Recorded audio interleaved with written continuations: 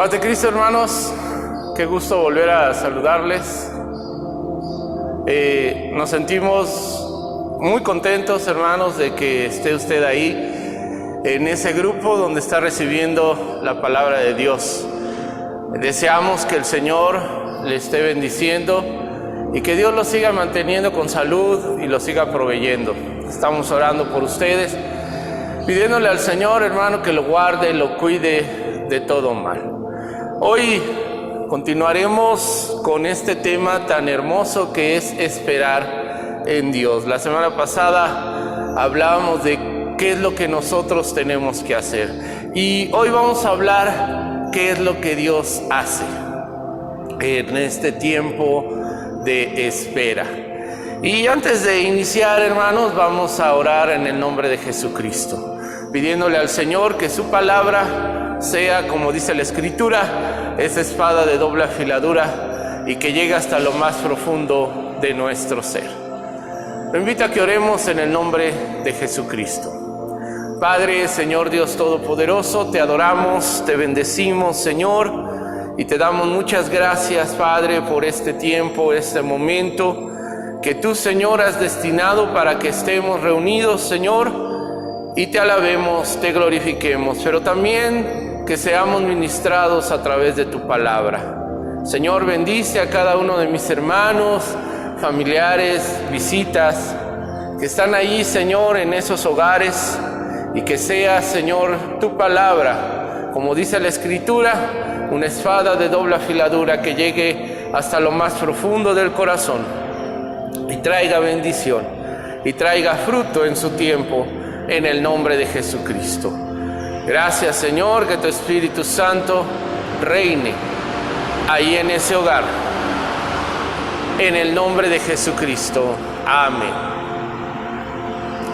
Pero, hermanos, hoy continuamos con este tema que lleva por título Esperar en Dios. Y esta es la segunda parte del tema.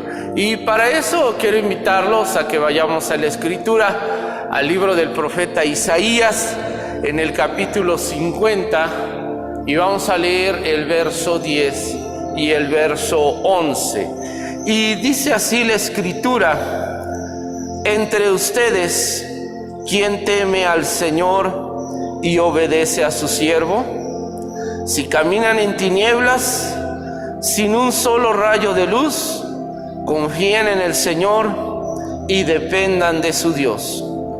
Pero tengan cuidado, ustedes que viven en su propia luz y que se calientan con su propia fogata. Esta es la recompensa que recibirán de mí.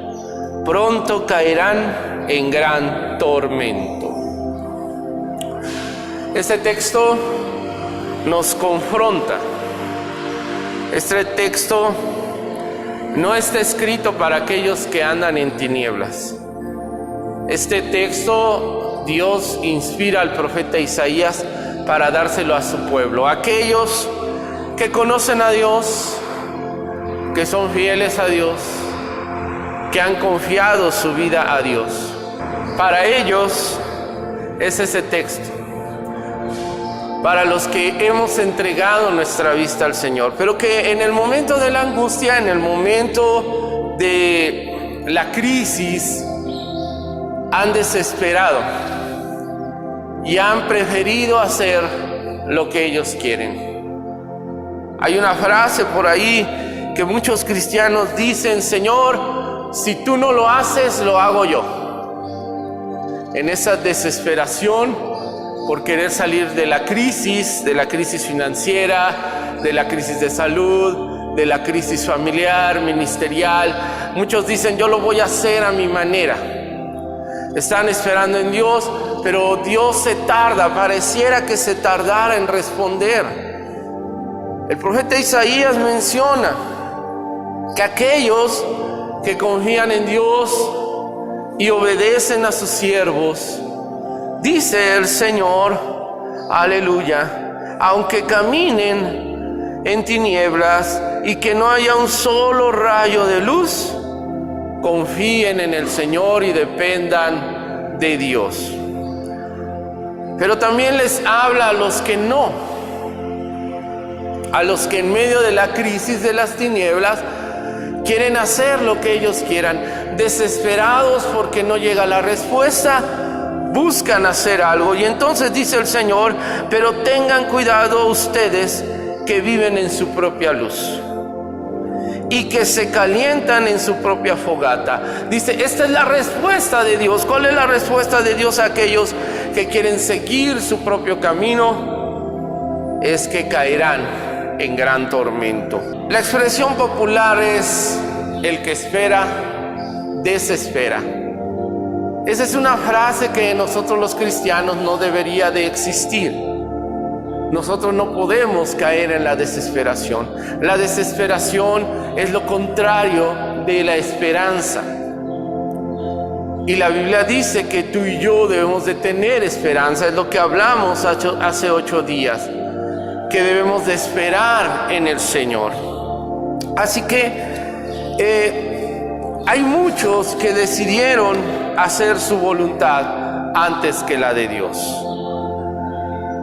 Aquí cabría preguntarnos: ¿por qué Dios permite en ciertas etapas de nuestro andar cristiano que experimentemos largos tiempos de silencio?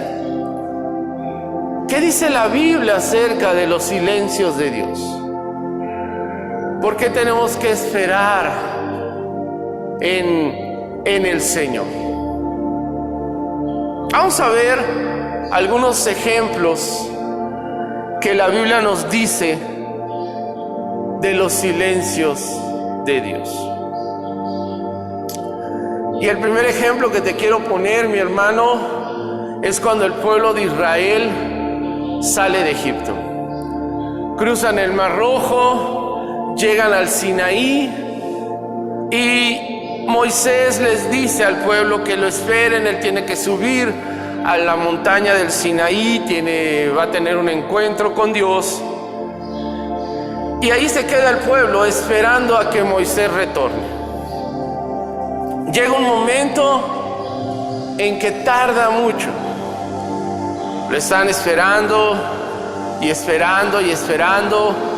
Y quizás por ahí alguno del pueblo le dice al otro: oye, como que Moisés ya se tardó, quizás murió,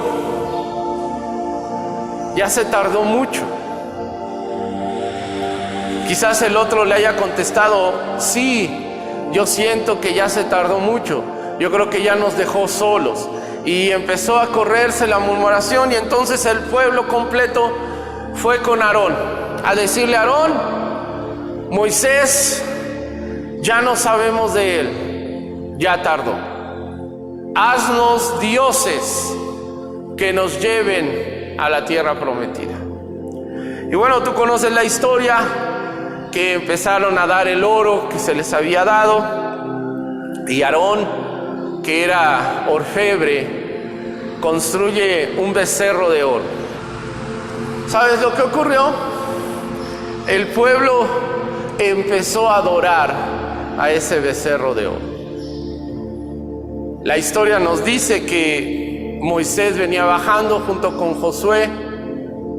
Josué se le hacía extraño ese ruido y le dice: Señor, escucho ruido de guerra. Y Moisés dijo: no, eso no es ruido de guerra, eso es que el pueblo se ha corrompido. Y bueno, tú conoces cómo termina la historia. Pero ¿para qué sirvió ese momento de la tardanza de Moisés? ¿Para qué sirvió?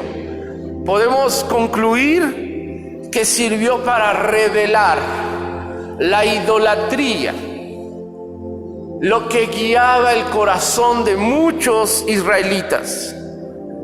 Era para revelar la corrupción que había en el corazón. Si Dios no hubiera hecho tardar a Moisés, el pueblo no hubiera revelado lo que habría en su corazón y al momento de andar en el desierto hubiera salido de alguna otra manera. Quizás hubieran matado a Moisés, se habrían rebelado, hubieran buscado a dioses paganos. Pero ese tiempo de silencio, ese tiempo que pareciera que no iba a llegar, sirvió para que sacara del pueblo de Israel su idolatría. En medio de este tiempo en que estamos viviendo, ¿qué has descubierto de tu corazón, mi hermano? ¿Qué pudieras decir que Dios te ha mostrado en este tiempo? El silencio de Moisés, el hecho de que tardara en bajar del Sinaí, puso al descubierto el corazón idólatra de Israel. En este tiempo, que ya son más de 50 días que llevamos, hermano, 50 días de no estar aquí en el templo, ¿qué es lo que has descubierto en tu corazón? ¿Qué es lo que Dios te ha mostrado que tienes que quitar de él? Israel tuvo que sacar su idolatría, tuvo que sacar lo que lo movía. Ese silencio sirvió para que saliera de Israel la idolatría. Otro momento en el cual no esperaron es con el rey Saúl. En el primer libro de Samuel, en el capítulo 13, habla de una guerra cruel que se iba a realizar contra los filisteos.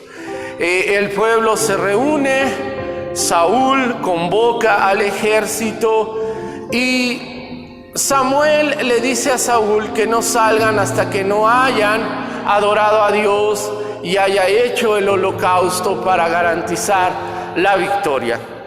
Y se quedan allí en Gilgal esperando que Samuel llegara. Samuel había dicho que 7 días después de que ellos se reunieron llegaría él. Y pasando los 7 días, el pueblo se comenzó a desesperar. Muchos empezaron a desertar. Saúl veía cómo el pueblo empezaba a irse, decía desmotivado, no llegó Samuel, pues mejor nosotros nos vamos.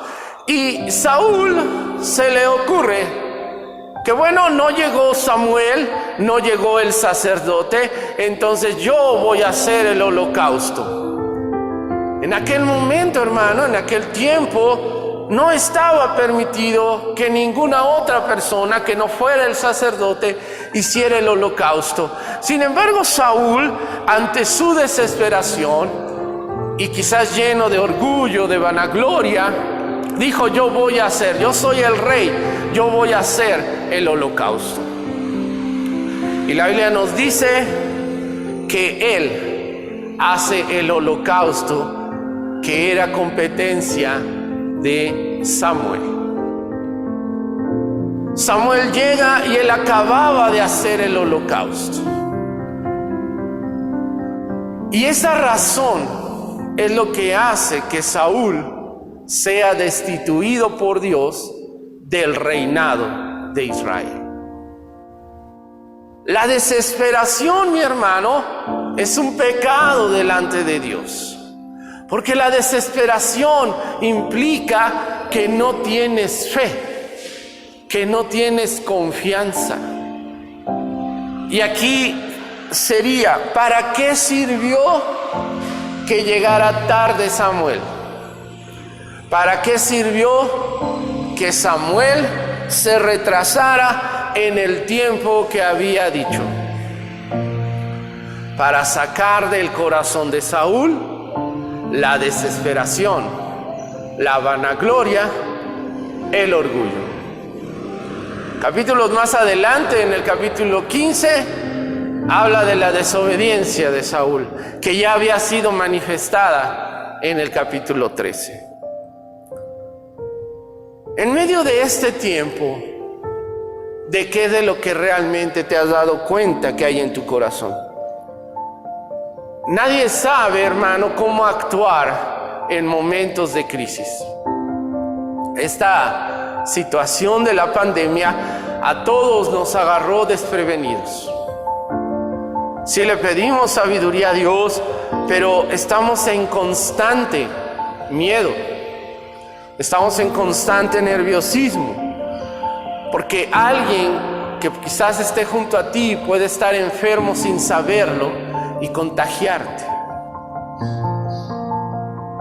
Y eso nos puede hacer caer en desesperación. Hemos recibido mensajes, peticiones de oración de gente que ha caído en ataques de ansiedad, en desesperación. Gente que ya no quiere vivir porque no puede controlar el miedo que está viviendo. Saúl enfrentó a un ejército realmente despiadado como el ejército filisteo. Y él veía cómo la gente se iba y la desesperación lo llevó a hacer algo que no debía de hacer, dejando de confiar en Dios. Y ante los ojos de Dios, alguien que tiene desesperación, alguien que tiene ansiedad, no está confiando en el Señor.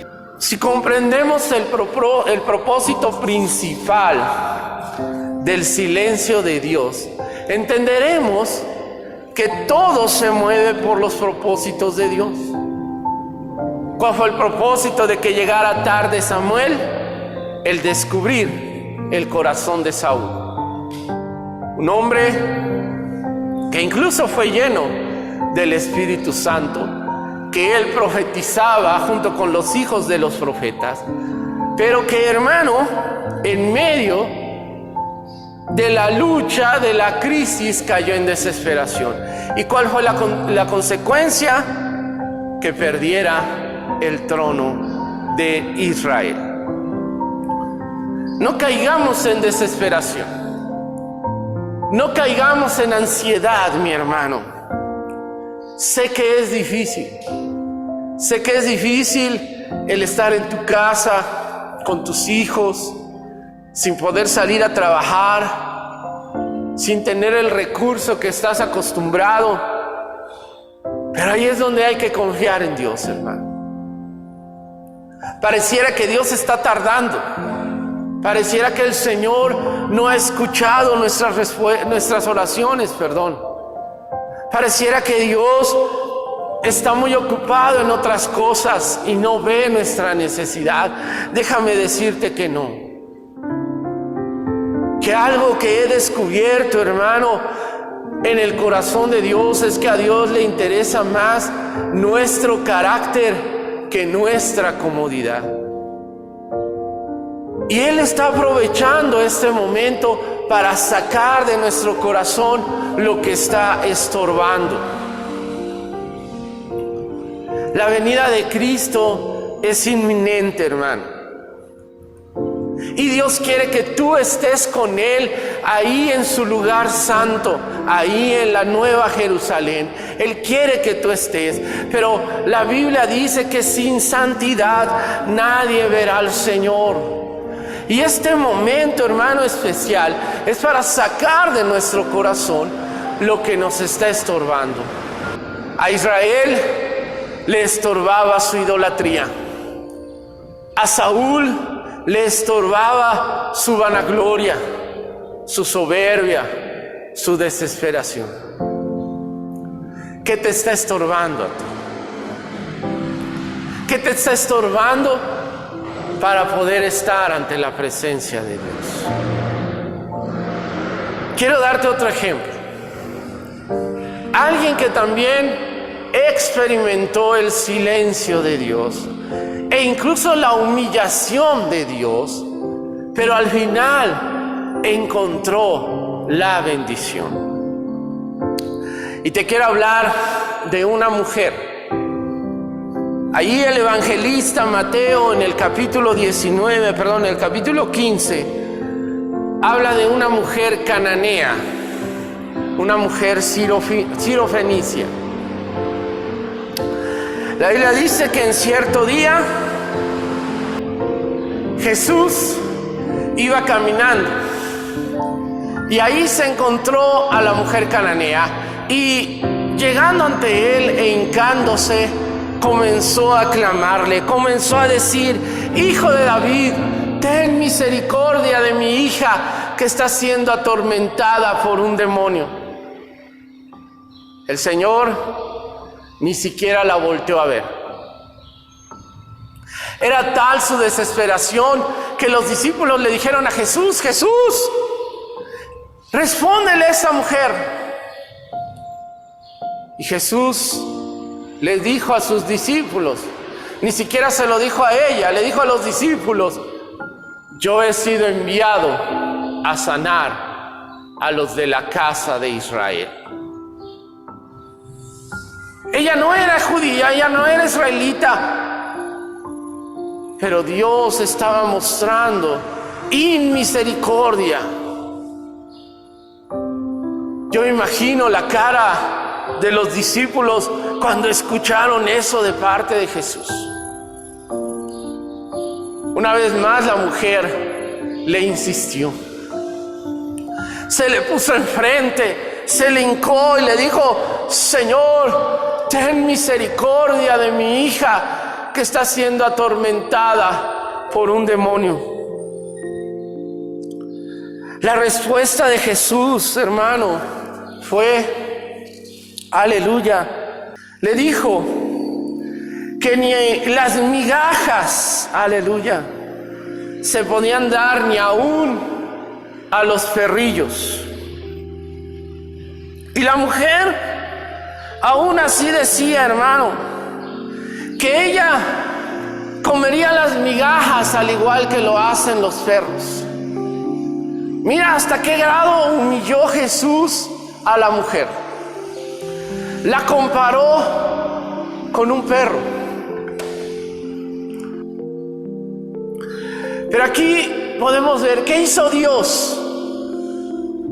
¿Qué hizo Dios para descubrir el corazón de la mujer? ¿Y qué descubrió el Señor en el corazón de la mujer? Lo primero que vemos es el silencio de Jesús. Al no responderle, al darse quizás media vuelta y dejarla ahí hincada. El decirle solo a los discípulos: yo he sido enviado a la casa de Israel. También vemos la humillación que le hace el Señor a la mujer, tratándola como perro, diciéndole: tú eres como esos perros que solo comen las migajas de sus amos. ¿Y qué descubrió el corazón? Las acciones, las palabras de Jesús descubren el corazón de la mujer. La mujer tenía una fe inconmovible, inquebrantable, hermano. Alguien que prefiere ser humillado por Dios a perder la oportunidad de ser bendecido. Eso es lo que Jesús hizo. Jesús estaba probando el corazón de la mujer. Si la mujer hubiera tenido en su corazón egoísmo, soberbia, si solamente estuviera buscando a Jesús para que su hija sanara y después olvidarse de él, no hubiera respondido como respondió la mujer. No se hubiera humillado y hubiera dicho: aún los perros comen las migajas que tiran sus amos. Ella decidió humillarse ante Dios. Ella decidió buscar con denuedo, con entereza su milagro. Y lo recibe. Jesús le dijo: mujer, tu fe es grande. El silencio de Dios, la humillación de Dios hizo que saliera esa fe inquebrantable de la mujer cananea. En medio de este tiempo, ¿cómo está tu fe? ¿Qué tal está tu fe? ¿Qué diferencia puedes ver en la fe que tenías antes de esta situación a la fe que ahora estás viviendo, estás teniendo. Antes pudieras haber dicho, bueno, si me corren y no me dejan salir a trabajar, bueno, puedo hacer otra cosa. Puedo salir a vender flores, puedo salir a vender dulces. Pero ahora que estamos confinados, que no podemos salir, vemos con desesperación que no hay recursos. Pero es ahí donde tiene que entrar la fe, esa fe inquebrantable, esa fe inconmovible como en la mujer cananea. ¿Cómo ha probado el Señor tu fe? Yo espero, hermano, que estés buscando al Señor. Y quiero ponerte el último ejemplo. El último ejemplo es la resurrección de Lázaro. En el capítulo 11 de Juan nos muestra la enfermedad, la muerte y la resurrección de Lázaro. Y tiene una secuencia extraña. Déjame explicarte. En el versículo 6, de ahí del capítulo 11 de Juan, dice, te lo voy a leer: cuando Jesús oyó, pues, que estaba enfermo, se quedó 2 días más en el lugar donde estaba. Fíjate qué sucedió. Cuando Jesús escuchó que Lázaro estaba enfermo, no salió inmediatamente a casa de Lázaro, de Marta, de María. Dice ahí que Jesús se quedó 2 días más. O sea, él tenía contemplado estar cierto tiempo en ese lugar, pero al escuchar que Lázaro estaba enfermo, decidió quedarse 2 días más. Y es un suceso extraño, porque cuando nosotros escuchamos que alguien querido, alguien está enfermo, buscamos la manera de ir, de saber. Pero Jesús aquí decide quedarse 2 días más. Regresa él a Betania, donde está Marta y María. Ya Lázaro había muerto, y con la primera que se topa es con Marta. Y Marta le dice: Señor, si hubieras estado aquí, mi hermano no hubiera muerto. Luego se topa María, esa María que antes, tiempo atrás, estaba a los pies de Jesús escuchando al Señor, y que el Señor le dijo a Marta: Marta, ella ha escogido la mejor parte y no le será quitada. Esa María le dice también al Señor: Señor, si hubieras estado aquí, mi hermano no hubiera muerto. ¿Por qué el Señor se quedó 2 días más? Llegó hasta el 4.º día. Hasta el 4.º día llegó. Y aquí cabe señalar algo interesante. ¿Por qué no llegó al 3.er día que murió o al 2.º día, sino que llegó hasta el 4.º día? Bueno, porque en la tradición judía, hermano, ellos creen, consideran que el alma tarda 3 días en llegar al Seol. Cuando Jesús llega al 4.º día, para ellos, para los judíos, ya era imposible la resurrección, porque ya tenía los 3 días que tenía el alma para llegar al Seol. Pero Jesús guardó silencio.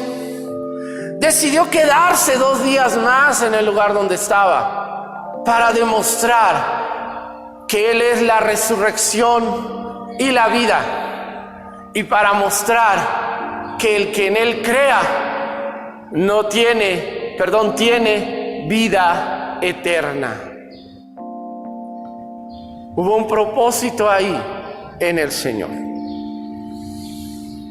Como podemos ver, hermano, en estos 4 ejemplos, cuando Dios guarda silencio, siempre hay un propósito detrás. Recuerda, a Dios le interesa más nuestro carácter que tu comodidad. Y para que puedas estar con Él, necesitas estar con santidad. Porque la Biblia dice, sin santidad nadie verá al Señor. Tu corazón tiene que sacar lo que está estorbando. La Biblia dice que engañoso es el corazón del hombre. ¿Quién lo conocerá? Y es en estos momentos, es en este tiempo de crisis, es en este tiempo, hermano, que el Señor obra para sacar lo que tú desconoces de tu corazón. Quiero concluir con lo siguiente, hermano. ¿Para qué el Señor tarda su respuesta? ¿Para qué el Señor guarda silencio? Número 1, para que aprendamos que el obrar de Dios siempre es con un propósito. Dios no hace las cosas sin pensar.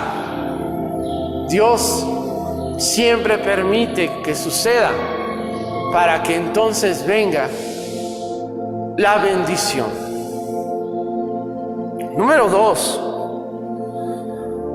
para que nos demos cuenta, mi hermano, aleluya, de las cosas que tienen que ser cambiadas de nuestro corazón. El Señor permite las crisis, permite este tiempo para que lo que está estorbando en el corazón pueda ser cambiado. Espero que ya hayas descubierto que tienes que cambiar de tu corazón, para que desarrolles la paciencia, para que desarrolles la templanza, para que desarrolles la fe, para que desarrolles el amor, para que desarrolles la paz, desarrolles el gozo en medio de la tristeza. Dios permite este momento para que desarrollemos nuestro carácter. ¿Qué tanto has desarrollado tu carácter? ¿Estás teniendo más paz? ¿Estás desarrollando más la paciencia? ¿Estás teniendo gozo en medio de la tormenta? ¿Qué estás desarrollando de tu carácter? Como número 4, Dios quiere que veamos si tenemos una fe inconmovible, una fe genuina, una fe no fingida, como le dijo Pablo a Timoteo. Que nuestra fe sea inquebrantable, que nada nos pueda doblegar. La Biblia dice que el que teme al Señor, que el hombre de Dios es como la palmera. Tú ves a las palmeras que llega la tormenta, llega el huracán, y las palmeras solo se mueven de un lado para otro, pero no se caen. Así es el hombre que teme a Dios. ¿Qué tanto has desarrollado la fe? Y por último, mi hermano, Dios permite esto para que nos demos cuenta si creemos ciegamente en Dios. Recuerda, la Biblia dice que nuestro andar no es por vista, sino es por fe. Esta crisis, este momento, este tiempo que pareciera que está tardando, es porque Dios está probando si creemos ciegamente en Él. Si, hermano, estás aprendiendo todo esto, te estás dando cuenta de lo que implica esperar en Dios. Él hace que esperemos con un propósito. Él hace que esperemos con un propósito. Y el propósito es que tú y yo reflejemos a Jesús, que limpiemos nuestro corazón y que podamos llegar a Él ante su presencia. Quiero invitarte, hermano, ahí donde estás, a que oremos en el nombre de Jesús. Que le digamos al Señor: Señor, nos rendimos a ti. Que le digamos al Señor: Señor, nos rendimos a ti. Aceptamos tu voluntad, pero ayúdanos a entenderlo. Te invito a que ahí oremos en el nombre de Jesucristo. Padre, Señor Dios Todopoderoso, gracias, Señor, porque el día de hoy tú nos has hablado. Tú nos has dicho por qué hay que esperar. ¿Por qué tarda tu respuesta? Porque hoy entiendo, Señor, que es más importante mi carácter. Ese carácter que va a reflejar la santidad y que sin la cual no voy a poder estar contigo. Señor, aceptamos tu voluntad. Entendemos que todo lo que haces es con un propósito. Pero ayúdanos, Señor, a entenderlo. Ayúdanos a entender qué es lo que quieres de cada uno de nosotros. ¿Qué es lo que tengo que limpiar de mi corazón? ¿Qué es lo que tengo, Señor, que quitar de mi vida? ¿Qué es lo que me está estorbando para poder llegar a tu presencia? Señor, yo sé que pronto vienes. Y en este tiempo, en este momento, ayúdame a limpiar mi vida. Gracias, Señor. Gracias por este tiempo tan especial que nos permite, Señor, estar como familia y estar buscando tu presencia. Señor, te pido que bendigas a mis hermanos que están ahí en los grupos. Trae bendición en su vida. Síguelos guardando, Señor, de toda enfermedad. Sabemos que esto pasará, pero en lo que llega el final, Señor, tú nos fortalezcas, tú nos guardes en el nombre de Jesucristo. Te adoramos, bendito Rey, te bendecimos, Cristo poderoso. Gracias, Señor Jesús. Amén. Hermanos, muchas gracias por haber puesto atención a este mensaje. Mi deseo es que Dios los bendiga. Sigámonos cuidando, hermanos. Esto pronto pasará. Dios tiene el tiempo justo en que estaremos regresando. Por el momento, hermano, sigamos ahí en los grupos. Allí donde tú estás, ahí esa casa, en el momento en que tú te reúnes, dice la Biblia que donde 2 o 3 se reúnen en el nombre de Jesús, ahí está Jesús. Y ese hogar en donde tú te estás reuniendo, en el momento que se reúne la iglesia, se convierte en casa de Dios y puerta del cielo. Dios te bendiga, mi hermano. Recibe saludos de mi esposa. Gracias, hermano. Síguenos en nuestras redes sociales. Un abrazo, hermano. Dios te bendiga. Espero que haya sido de bendición este mensaje para tu vida, mi hermano, para tu familia. Síguenos en nuestras redes sociales, @Primera IFCJ Temisco, en Facebook, YouTube e Instagram. Compártelo con todos tus amigos, con tus vecinos, con tus familiares. Suscríbete, dale like y estamos contigo. Dios te bendiga.